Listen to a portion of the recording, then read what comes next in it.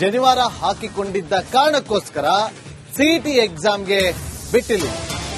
ಆ ವಿದ್ಯಾರ್ಥಿಯ ಭವಿಷ್ಯ ಏನು ಅನ್ನೋದು ಈಗ ಇರುವಂತ ಪ್ರಶ್ನೆ.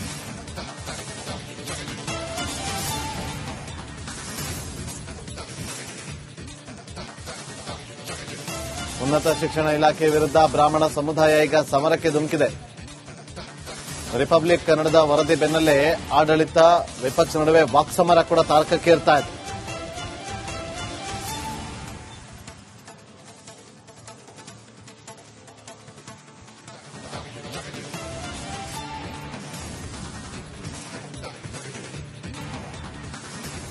ನೋಡಿ, ಬ್ರಾಹ್ಮಣ ಸಮುದಾಯದವರು ಈಗ ಅದನ್ನ ವಿರೋಧವನ್ನ ವ್ಯಕ್ತಪಡಿಸ್ತಾ ಇದ್ದಾರೆ. ಅದಕ್ಕಿಂತ ಮುಖ್ಯವಾಗಿ ಈಗ ಆತನ ಭವಿಷ್ಯದ ವಿಚಾರವಾಗಿ ಯಾರು ಕೂಡ ಚರ್ಚೆಗಳನ್ನ ಮಾಡ್ತಾ ಇಲ್ಲ. ಯಾಕಂದ್ರೆ ಸಿಇಟಿ ಎಕ್ಸಾಮ್ಗೆ ಬಿಟ್ಟಿಲ್ಲ. ಈಗ ವಾಟ್ ನೆಕ್ಸ್ಟ್? ಆತನಿಗೆ ಮುಂದಿನ ನಡೆ ಏನು? ಆತ ಏನ್ ಮಾಡಬೇಕು? ಸಿಇಟಿ ಎಕ್ಸಾಮ್ ಅಲ್ಲಿ ಪಾಸ್ ಆಗಿದ್ರೆ ಮಾತ್ರ ಅದೊಂದು ನಂಬರ್ ಮೇಲೆ ಯಾವ ಕೋರ್ಸ್ ಹೋಗ್ಬೇಕು, ಯಾವ ಕಾಲೇಜಲ್ಲಿ ಆತನಿಗೆ ಸೀಟ್ ಸಿಗುತ್ತೆ ಅನ್ನೋದು ನಿರ್ಧಾರ ಆಗುತ್ತೆ. ಈಗ ಸಿಇಟಿ ಎಕ್ಸಾಮ್ ಮುಗಿದ ಮೇಲೆ ಈಗ ಆಕ್ರೋಶಗಳು ವ್ಯಕ್ತವಾಗ್ತಾ ಇದೆ. ಈಗ ಆತನ ಭವಿಷ್ಯದ ಬಗ್ಗೆ ಚರ್ಚೆ ಮಾಡಬೇಕಾದಂತ ಸಂದರ್ಭ ಇದೆ. ತಪ್ಪು ಯಾರು ಮಾಡಿದ್ದಾರೆ ಅವರ ವಿರುದ್ಧವೂ ಕೂಡ ಕ್ರಮ ಆಗಬೇಕು.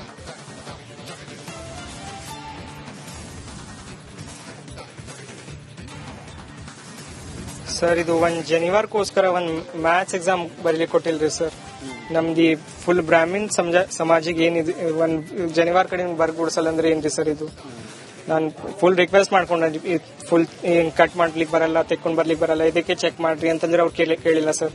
ಒಂದ್ ಫುಲ್ ಪ್ರಿಪರೇಷನ್ಸ್ ಎಲ್ಲ 2 ವರ್ಷ ಮಾಡಿದ್ ವೇಸ್ಟ್ ಆಯ್ತು ಸರ್. ಇದು ಅವ್ರದ್ದು ಇದು ಮಾಡಿದ ಕಡೆ ಒಂದ್ ಜನಿವಾರ ಕಡೆ ಸರ್. ಇದು ಒಂದ್ ಜನಿವಾರಕ್ಕೋಸ್ಕರ ಒಂದ್ ಮ್ಯಾಥ್ಸ್ ಎಕ್ಸಾಮ್ ಬರೀಲಿಕ್ಕೆ ಕೊಟ್ಟಿಲ್ರಿ ಸರ್. ನಮ್ದು ಫುಲ್ ಬ್ರಾಹ್ಮಿನ್ ಸಮಾಜಿಗೆ ಏನಿದೆ ಒಂದ್ ಜನಿವಾರ ಕಡೆ ಬರ್ಗುಡ್ಸಲ್ಲ ಅಂದ್ರೆ ಏನ್ರಿ ಸರ್ ಇದು?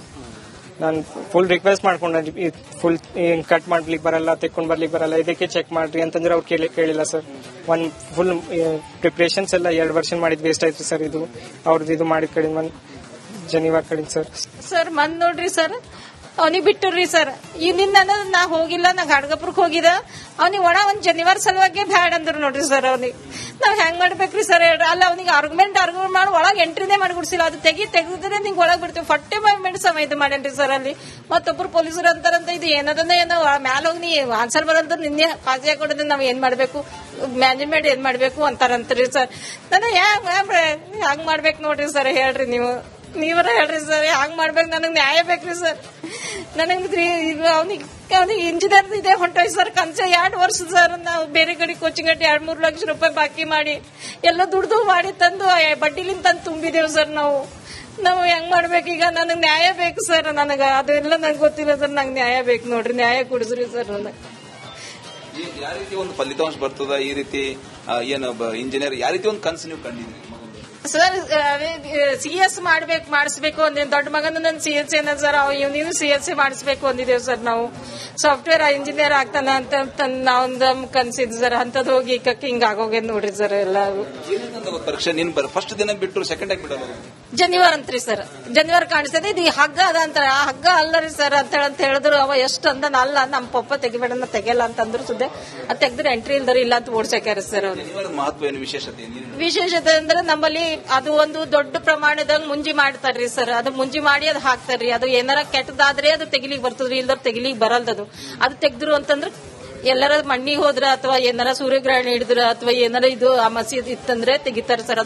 ಅದು ಸಂಧ್ಯಾನ ಮಾಡಿ ಅದು ಇದು ಮಾಡಿ ಅದು ಒಂದ್ ಪರಂಪರಾ ಮಾಡಿ ಇಲ್ಲಿ ನಾರ್ಮಲ್ ಇದ್ರು ಮಗ ಸಂಧ್ಯಾನ ಮಾಡಿ ಹೋಗ್ತಾನ್ರಿ ಸರ್.